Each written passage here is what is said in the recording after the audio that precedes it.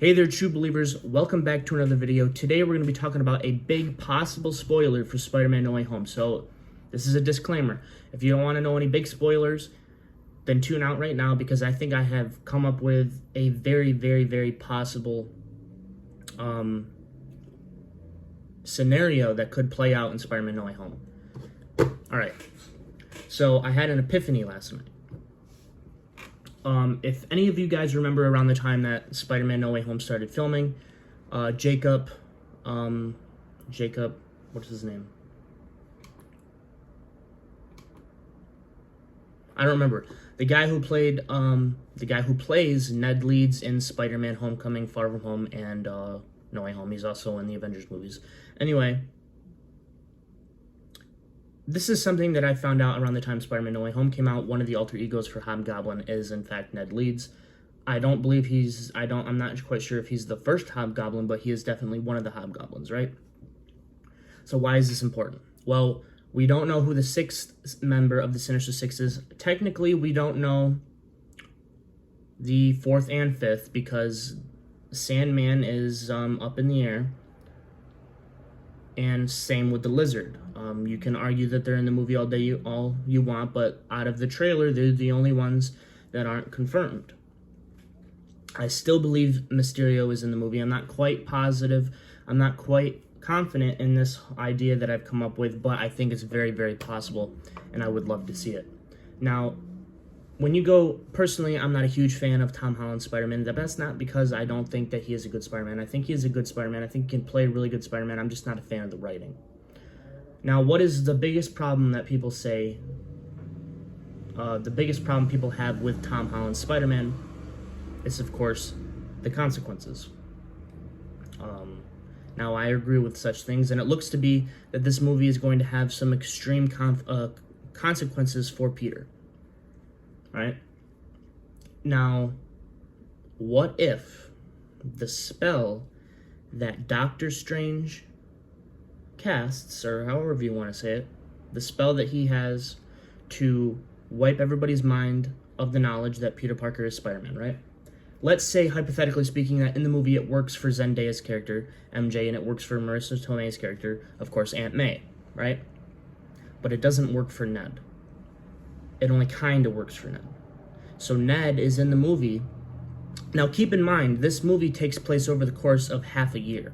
The reason I know that is because we see scenes from Far From Home, or that pick up after Far From Home, because MJ is wearing the exact same outfit that she wears at the end of Far From Home. Now you can argue that that point in Far From Home takes place a little bit in the future. It doesn't matter. It's still around summertime. And the movie eventually winds up to taking time in Christmas, right? So this is what I believe. I believe the majority of the first act of the movie, or the first few minutes of the movie, takes place of us catching up with Peter, explaining the time between Far From Home and when he goes to talk to Doctor Strange, which takes place in Halloween. The reason we know it takes place in Halloween is because he's looking at Halloween decorations, which gives him the idea to talk to Doctor Strange. So he's been dealing with the whole world knowing he's Spider-Man for, I'd say that the end of Far From Home takes place around August. So I'd say he's been dealing with it for about 2.5 months, right? So we have the rest of the movie takes place in between Halloween and Christmas, right? So let's say that Doctor Strange casts the spell and Ned is affected by the spell, kind of. So he starts getting these memories back, almost similar to Harry Osborn in the end of Spider-Man 3. He's getting these fragments of memories. He thinks that he's going crazy because he's having memories of being with Spider-Man, of being with Peter Parker, knowing who this guy is, but at the same time it did not happen because Doctor Strange wiped it from existence. It didn't happen. Everybody forgot, right? But it did happen because Ned remembers it. So he thinks he's going crazy. And the villains of the movie think that, this probably is Green Goblin's idea, let's attack his heart, right? That was an awful impression. So they go to kidnap Ned. Now, obviously, they could kidnap Zendaya. They could kidnap Zendaya's mom. But they kidnap Ned, right? They might have all three of them. They might just have two. They might just have Ned. They might just have Zendaya. Who knows? This whole idea could be a bunch of bullshit, right? But they kidnap Ned. This is my idea. They kidnap Ned. Green Goblin realizes that this dude is going batshit crazy, right? He's acting all kinds of weird. He's acting hysterical. And then he realizes that this kid could be he could be more valuable helping the team than being just bait for Spider-Man, right? Now, if any of you remember, around the time Spider-Man No Way Home was filming, Ned Leeds, the guy who plays Ned, posted a picture on Instagram talking about how he's all skinny, right? So let me show you this. Let me start this over here, and we're going to start recording this. We're going to hop over here. We're going to go to my boy Ned, and you can see right here, this is an image that he posted on Instagram, right? Looking pretty sharp. This is October 9th, if I remember correctly. I looked on his Instagram account a little while ago. But this is from October 9th, around the time that they were filming No Way Home. Why would he lose a bunch of weight? Now, if we look at him right now, after they're done filming No Way Home, let's go to his Instagram account.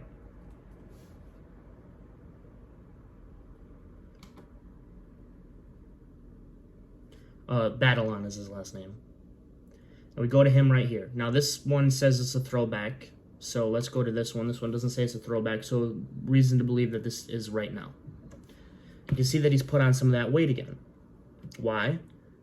Because he's no longer playing the villain of Spider-Man No Way Home. I believe without a shadow of a doubt that Jacob lost the weight for Spider-Man No Way Home because he gets injected at some point in the movie with the Goblin formula created by Norman Osborn. Norman Osborn creates it again. Maybe even Norman takes it again himself to make him even stronger, right? But he gives it to Ned, and that causes Ned to go even further insane. But the Goblin and all the rest of the villains start manipulating him, and he starts to remember different things, and he's like, Peter caused this. Peter betrayed me. He betrayed me. He kept his secret from me, right? And at the big reveal at the end of the movie, Peter realizes that this one thing that he did not only made everybody's lives worse, but it broke his friendship with Ned. And possibly even caused Ned to die. This is becoming crazy right now. I don't want the phone to die. But this act of asking Doctor Strange to fix his problems for him caused Ned to die, or their friendship to be ruined, right? Imagine if this movie ended with not only Zendaya's character getting thrown off a bridge, or however they do it, but also Ned to die. The biggest consequence in Spider-Man, the original Spider-Man trilogy, was the fact that Harry Osborn died. The biggest consequence in the Amazing Spider-Man duology was the fact that Gwen Stacy died.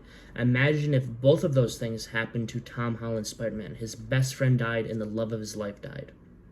It would completely break him, and it would change I think it would change his character drastically for the better. He finally gets it.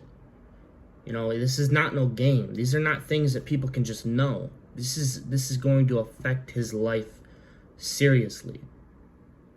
I think that it's a perfect opportunity to give him that, and then maybe afterwards you can introduce Harry Osborn and all these other things. I don't know how they would do that if in the movie Tom Holland finds out that Norman Osborn is the Green Goblin. How would that affect the Norman Osborn in his timeline? I think that's another reason why it would be a good idea to have Willem Dafoe play both versions of Green Goblin, both versions of Norman Osborn. But again, there's just a lot of stuff to unpack in this movie, and maybe adding this isn't such a good idea. But we don't know how long this movie is, and we don't know what they have in store for us. Because if you think about it, a lot of the elements that they're introducing into this movie are already been established. All of the villains, apart from the sixth member, if you want to include Sandman and Lizard, all of the villains that we've seen, Toby and Andrew, all of this stuff has been previously introduced. And I think, even though I said I don't think Spider-Man 3 is going to be retconned, and I think they're going to pick up these characters from the current. I think they're going to pick up where they would be today instead of picking up where we left off. The only benefit of picking up where they left off, picking up Tobey from the end of Spider-Man 3, picking up Andrew from the end of The Amazing Spider-Man 2, the only benefit to that is they don't need to explain where they've been, which saves runtime. So there's pros and cons to everything. I personally would like to see where these characters have grown in the last 7-8 years. Well, actually, the movie takes place in 2024. So it's been 10 years for Andrew. And it's been, it would be 20 if they picked up from Spider-Man 2. And then, I guess, 22 if they picked up from Spider-Man 3, because I believe Spider-Man 3 takes place in 2006. I don't think it takes place in 2007. I heard somewhere that, actually, I think Spider-Man 2 and Spider-Man 3 take place within like a year and a half. I could be wrong about that, but I remember watching a video of the Sam Raimi timeline videos, and somebody had come up with that conclusion. I'm not entirely sure how accurate that is, but I think it would be very cool if that was the case. Or wait, no, I don't even know what I just said. Forget that last part. I think it would be very cool if that was the case. Anyway, guys, if you think that Ned could be the villain, the big bad, not the big bad, but the big bad for Tom, hit the like button, hit the subscribe button, and hit the notification bell, because I think it's very, very possible. One, it could just be a big coincidence. This could be a case of Ned or Jacob just trying to get his life together, getting real lean and looking good, and then maybe falling off the train a little bit. You know, he's like, yeah, you know, I lost a good amount of weight, but this is where I feel comfortable, because he doesn't look as big as he did for the first two Spider-Man. So this is a case of this being 7 days ago. So he might have just gotten to a place where he feels comfortable. Not everybody can stay lean like that. Not everybody can keep their weight down. It's not, in order for them to do that, they have to undereat. A lot of people are like that. And maybe this is just where Ned feels comfortable. Why do I keep calling him Ned? Maybe this is just where Jacob feels comfortable. But anyway, if you guys liked the video, of course, hit the like button, subscribe button, notification bell, all that good stuff. And of course, until next time, true believers.